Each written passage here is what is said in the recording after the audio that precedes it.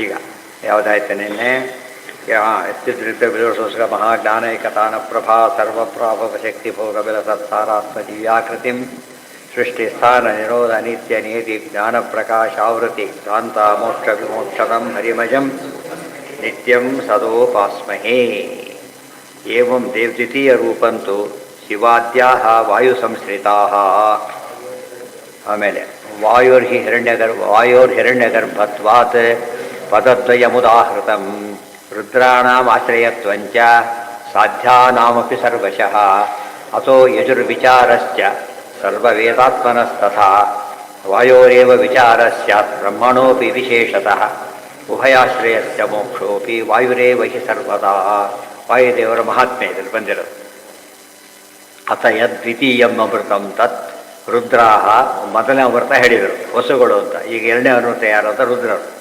ಉಪಜೀವಂತಿ ಇಂದ್ರೇಣ, ಇಂದ್ರದೇವರಿಂದ ರುದ್ರದೇವರು ಬದುಕಿದ್ದಾರೆ ಅಂತ ಉಪನಿಷತ್ತು ಹೇಳಿದರು. ಗೋವಿಂದ ಆ್ಯಕ್ಚುಲಿ ಉಲ್ಟಾ ಬರ್ತಾ ಇರೋದು. ರುದ್ರದೇವರು ಇಂದ್ರದೇವರು ಬದುಕಿದ್ದಾರೆ ಅಂತಿರೋದು. ಇಲ್ಲಿ ಹೇಳ್ತಿರೋದು ಏನಂತ, ಅದಕ್ಕೆ ಇಂದ್ರ ಶಬ್ದಕ್ಕೆ ವಾಯು ಅಂತ ಅರ್ಥ.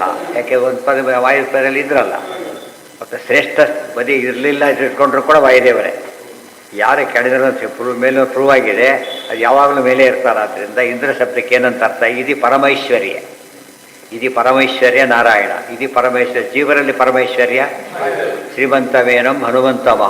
ಆದ್ದರಿಂದ ಇಂದ್ರ ವಾಯುದೇವರೇ ಆದರು. ಅದನ್ನೆಲ್ಲ ಭಾಷೆ ಹೇಳ್ತಾರೆ. ಉಳಿದವರು ಅದೇ ಬರೆದು ಬಿಡ್ತಾರೆ ಅಷ್ಟೇ. ಉಳಿದವರು ಅರ್ಥ ಬರೀಬೇಕಾದ್ರೆ ಹಾಗೆ ಬರೆದು ಬಿಡ್ತಾರೆ. ಉಳಿದವರು ಅಂದರೆ ಇದು ಬಿಟ್ಟುಬಿಟ್ರೆ ಇದಕ್ಕೆಲ್ಲ ಅವರೇ ಹಾಕ್ಬೇಕು. ಅದಕ್ಕೆ ಈ ಅರ್ಥ ಬರೀಲಿಕ್ಕೆ ಅವರೇ ಹಾಕ್ಬೇಕು. ಗುಂಡಿಗೆ ಎಲ್ಲರಿಗೂ ಬಿಡಿಸೋಕೆ ಬರೋದಾದರೆ ಅದು ಜಗ್ಗಲಿ ಯಾಕಾಗತ್ತೆ. ನವೈದೇವ ಪ್ರಶ್ನಂತಿ ನ ಪಿಬಂತಿ ಏತದೇವ ಅಮೃತಂ ದೃಷ್ಟ್ವಾ ತೃಪ್ಯಂತಿ. ಇದಿಲ್ಲದೆ ಹೋದರೆ ಯಾವ ದೇವತೆಗಳು ಏನೂ ಮಾಡೋಕ್ಕಾಗೋದಿಲ್ಲ, ತಿನ್ನಲಿಕ್ಕೆ ಉಂಡಕ್ಕೆ ಬರೋದಿಲ್ಲ. ದೃಷ್ಟ್ವಾ ದೃಶ್ಯಂತಿ, ಇದು ಅರ್ಥ ಮಾಡಿಕೊಂಡ್ರೆ ವಾಯುದೇವರೇ ಎಲ್ಲ ದೇವತೆಗಳಿಗೂ ಕೂಡ ಪ್ರವರ್ತಕರು ಅಂತ ಇಲ್ಲ. ಉಚ್ಚಾವಚಾಯೇನ ಸಮಸ್ತ ಚೇಷ್ಟಾ ನ ಏತದೇವ ರೂಪಂ ಅಭಿಸಂವಿಶತ್ತಿ ಇತ್ಯೇತ ತಸ್ಮಾತ್ ರೂಪಾದುದ್ಯಂತಿ. ಇದೇ ರೂಪ ಅಂತ ಹೇಳಿದರೆ ಬ್ರಹ್ಮದೇವರು ವಾಯುದೇವರು ಸಮ. ಆದ್ದರಿಂದ ಇಬ್ಬರು ಅಂಡ ತಗೊಂಡೇ ಹೇಳಿದ್ರು. ಬ್ರಹ್ಮದೇವರು ವಾಯುದೇವರು ಇಲ್ಲದೆ ಹೋದರೆ ಕೆಳಗಿನವರು ಯಾರೂ ಕೂಡ ಏನು ಮಾಡೋಕ್ಕೆ ಬರೋದಿಲ್ಲ. ಬ್ಯಾಗ್ ಬ್ಯಾಂಡವರು ಕೀ ತೆಗೆಯಲಿಕ್ಕೆ ಬರೋದಿಲ್ಲ. ಕೀ ಮೇನ್ ಕೀ ಅವ್ರು ಕೇಳ್ಬಿಟ್ರೆ ಅವ್ರು ಇರ್ತಾರೆ. ಈಗ ವಾಚ್ಮನ್ ಇರೋ ಗೇಟ್ ಬಾಗಿಲೆಲ್ಲ ಗೇಟ್ ಕೀ ಎಲ್ಲ ಅವ್ರು ಕೊಡ್ಬೋದು. ಇದ್ರ ಕೀ ಕೊಡೋದಿಲ್ಲ ಅವರಿಗೆಲ್ಲ. ಆ ಅರ್ಥದಲ್ಲಿ ಬಾಗಿಲು ತೆಗೆದಿದೆ ಅಂದರೆ 2-3 ಸ್ಟೇಜಲ್ಲಿ ಗೇಟ್ ತೆಗೆಯೋದು ಬೇರೆ, ಮೇನ್ ಡೋರ್ ತೆಗೆಯೋದು ಬೇರೆ. ಆದರೆ ಮುಖ್ಯ ಆಫೀಸ್ ವರ್ಕ್ ಮಾಡಬೇಕಾದ್ರೆ ಬೇಕಾದ ಕೀ ಅವ್ರು ಬರೋವರೆಗೂ ಮಾಡೋಕ್ಕೆ ಬರೋಲ್ಲ. ಸಯೇವ ಏತದೇವ ಅಮೃತಂ ವೇದ.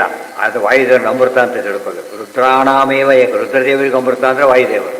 ಇಂದ್ರನ ಪದ ಬಂದಿದೆ, ವಾಯು ಅಂತ ಅರ್ಥ ಮಾಡ್ಕೋಬೇಕು. ಇಂದ್ರೇಣೈವ ಮುಖೇನ ಏತದೇವ ಅಮೃತಂ ದೃಷ್ಟ್ವಾ ತೃಪ್ಯನ್. ಕೊನೆಗಿಂತ ವಾಯುದೇವರು ನೋಡೇನೆ ಉದ್ಧಾರ ಆಗ್ತದೆ. ಸ ಏತದೇವ ರೂಪಂ ಅಭಿಸಂವಿಶಂತಿ ಏತಸ್ಮಾತ್ ರೂಪಾದುದೇತಿ. ಸ ಯಾವದಾದಿತ್ಯ ಪುರಸ್ತಾತ್ ಉದೇತ ಪಶ್ಚಾತ್ ಅತಸ್ತೇಷಾಂ ತದ್ಜುಸ್ತಾವದಿತಿ ದಕ್ಷಿಣತಃ ಉತ್ ಏತೋತ್ತರತ ಮತ್ತೇನೈತೆ ಉದೇತಾ ಉತ್ತರತಃ ಓದುವುದು. ಉದೇತಾ ಉತ್ತರತಃ ಮೊದಲೇನು ಬಂತು, ದಕ್ಷಿಣತಃ ಉತ್ತರತಃ. ತಮೇತಾಂ ರುದ್ರಾಣಾಮೇವ ತಾವದಾಧಿಪತ್ಯಂ ಸ್ವರಾಜ್ಯಂ ಪರಿಯೇತಾ ಭವತಿ. ಎಲ್ಲಿವರೆಗೂ ವಾಯುದೇವ ರಕ್ಷಣೆ ಕೊಡ್ತಾ ಇರ್ತಾರೋ ಅಲ್ಲಿವರೆಗೂ ರುದ್ರಾದಿಗಳಿಗೆ ಏನಿದೆ, ತಮ್ಮ ತಾನು ಭದ್ರತೆ ಇದೆ. ಇಲ್ಲದೆ ಹೋದರೆ ಇರೋದಿಲ್ಲ. ಏವಂ ದ್ವಿತೀಯ ರೂಪಂತೂ ಶಿವಾದ್ಯ ವಾಯು ಸಂಶ್ರಿತ. ಇಂದ್ರ ಅಂದರೆ ವಾಯು ಅಂತ ಅರ್ಥ. ಡಿಸ್ಕಷನ್ ಇನ್ನು ಮಾಡಿಬಿಟ್ಟಿದ್ದಾರೆ, ಇದು ಮಾಡಲಿಲ್ಲ. ಇಂದ್ರ ಅಂತ ಪ್ರಸಂಗ ಬಂದಾಗ ಯೋಗ್ಯವಾದ ಅರ್ಥ ಮಾಡಬೇಕು. ಆದ್ದರಿಂದ ಇಂದ್ರ ಶಬ್ದಕ್ಕೆ ಏನರ್ಥ ಅದನ್ನೇ ಕಂಟಿನ್ಯೂ ಮಾಡಿ. ವಾಯು ಹಿರಣ್ಯ ಗರ್ಭತ್ವ. ವಾಯು ಅಂತ ಬ್ರಹ್ಮದೇವರು ಬೇಡವಾ ಅಂತ ಕೇಳಬಾರದು. ಇಬ್ಬರು ಕೂಡ ಏನವರು ಸಮ. ಆದ್ದರಿಂದ ಇಬ್ಬರು ಸಹ ಅನುಗ್ರಹ ಹೋಗಬೇಕು ಅವ್ರ ಮೇಲೆ. ಪದದ್ವಯ ಉದಾಹೃತ. 2 ಪದಗಳು, ವಾಯು ಪದ ಒಂದು, ಬ್ರಹ್ಮ ಪದ ಒಂದು. ರುದ್ರಾಣಾಂ ಆಶ್ರಿತತ್ವಂಚ ಸಾಧ್ಯಾದೀನ.